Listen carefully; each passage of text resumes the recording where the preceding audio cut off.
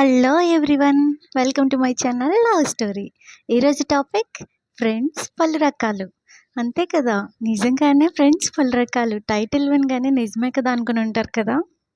మనల్ని నవ్వించే ఫ్రెండ్ ఉంటాడు, ఏడిపించే ఫ్రెండ్ కూడా ఉంటాడు. అలాగే ఎప్పుడు ఏడుస్తూ ఉండే ఫ్రెండ్ కూడా ఉంటాడు. అలాగే మిమ్మల్ని బుక్ చేసే ఫ్రెండ్ ఉంటాడు, బిల్ ఎగ్గొట్టే ఫ్రెండ్ కూడా ఉంటాడు కదా. అండ్ ఆఫ్ కోర్స్ మీరు ప్రాబ్లంలో ఉన్నప్పుడు నేను నీకు సపోర్ట్ ఇస్తాను అని డోంట్ వరీ ముస్తఫా అనే ఫ్రెండ్ కూడా ఉండొచ్చు.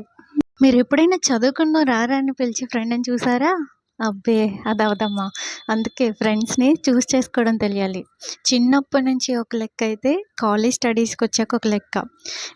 సపోజ్ హాస్టల్లో ఉన్నాం అనుకోండి, ఇంకా అసలు ఫ్రెండ్స్ అనే సర్కిల్ నుంచి బయటకు వచ్చే ఛాన్సే ఉండదు. ఒకరు వచ్చి బయటికి వెళ్దామంటారు, ఒకరు తిందామంటారు, ఒకరు షాపింగ్ అంటారు. ఎలా అయితే రీజన్ ఏదైనా మాత్రం తిరగడం అయితే పక్కా. అసలు నువ్వు వచ్చిన పని ఏంటమ్మా, అది మాత్రం చెయ్యం. అది తప్ప అన్నీ చేస్తాం. సో జోక్స్ ఏ పార్ట్, సీరియస్గా మాట్లాడితే మీరు చదువుకుంటే జెలస్ ఫీల్ అయ్యే వాళ్ళు అంటారు. వాళ్ళు మీ స్టడీస్కి హానికరం. మీతో మాత్రమే హెల్ప్ చేయించుకుని మీకు ప్రాబ్లం వచ్చినప్పుడు పట్టించుకుని వాళ్ళు ఉంటారు. వాళ్ళు మీ ఆలోచనలకి హానికరం. అస్తమానం అలిగే ఫ్రెండ్స్ ఉంటారు. వాళ్ళు మీ ప్రశాంతతకి హానికరం.